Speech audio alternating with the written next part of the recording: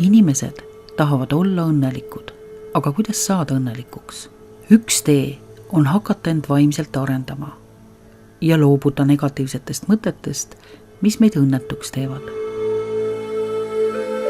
Eesti asub eelkõige kristlikus kultuuriruumis ning kristlus on kindlasti üks vaimsetest teedest, mida mööda käia võib.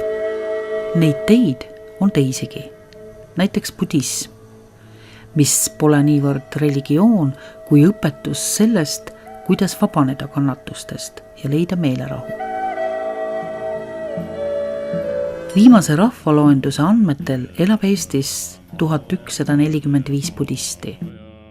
Seda pole kuigi palju, kuid siiski piisavalt tõdemaks, et meil siin tegeletakse idamaade filosoofia ja meditsiiniga ning juba pisut vähem kui 20 aastat tegutseb Tallinnas Tiibeti budismi ühe õpetusliini Trikung Kagyu keskus eesotsas Lama Drupon Sangye Rinpochega.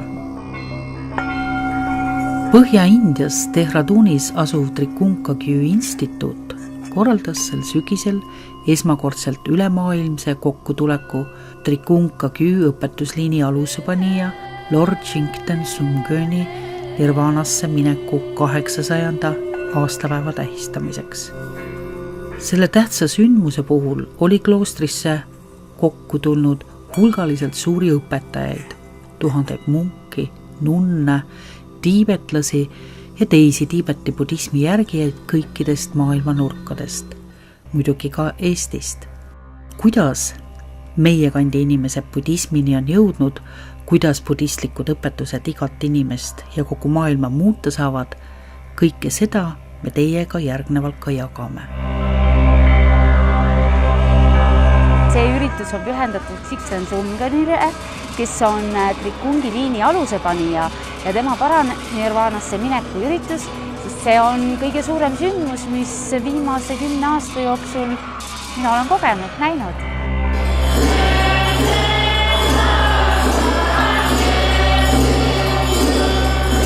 Kuna ma olen huvitunud olnud budismist ja täpsemalt öeldes siis Tiibeti Vajranast sügavamalt 10 aastat, siis siia ma tulin, kuna siis Eesti põhilise budistliku koolkonna Trikung Kagyu väga suur sündmus, kus on kohal kõik suured õpetajad, kes selles koolkonnas on ja siis austust avaldada selle koolkonna loojale, et siis sellepärast ma olengi siin.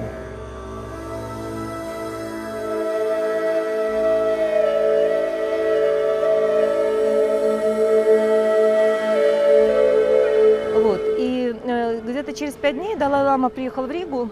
Была закрытая церемония освящения этой мандалы. И когда я туда пришла, где-то минут за 40, я вдруг начала плакать. И я там плакала, и смотрела вокруг, и вокруг все нормальные люди. Я одна такая какая-то совсем ненормальная. Остановиться не могу понять, почему я плачу. У меня было такое чувство, что у меня выросли крылья за спиной, и что у меня день рождения. И я тогда сказала, у меня сегодня день рождения, я увидела Далай-ламу.